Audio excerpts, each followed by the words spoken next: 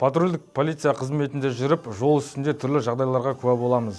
Біздің басты тілегіміз әрбір жолаушының діттеген жеріне аман-есен жетуі.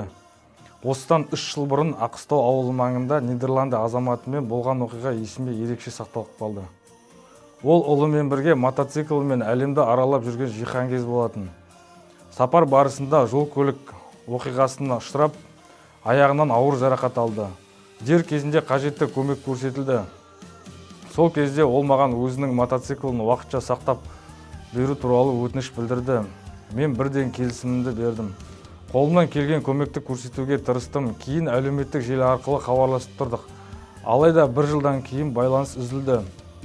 Уақыт өте келе арада 2 жылдан астам мерзім өткен соң, ол қайта хабарласып Қазақстанға келетінін айтты.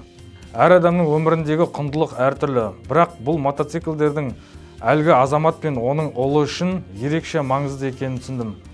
Сондықтан аманатқа қиянат жасамай, техникаларын сол күйінде сақтап, иелеріне табыстауды өзімнің азаматтық әрі қызметтік борышым деп санадым.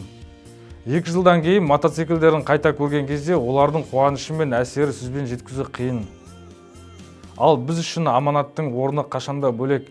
Қазақ халқы аманатты жанынан жоғары қойған халық. Сондықтан сеніп тапсырылған дүниені аман-есен қайтарғаныма мен де қуандым. Шетелдік қонақтардың қазақстандық полицияның ерекше қамқорлығы деп ризашылық білдіруін мен үшін үлкен мәртебе болды. Осындай сәттер қызметіміздің мәнін одан әрі арттыра түседі. Барша жол қозғалысына қатысушыларға сәтті сапар тілеймін. Жолдарыңыз ашық, сапарларыңыз қауіпсіз болсын.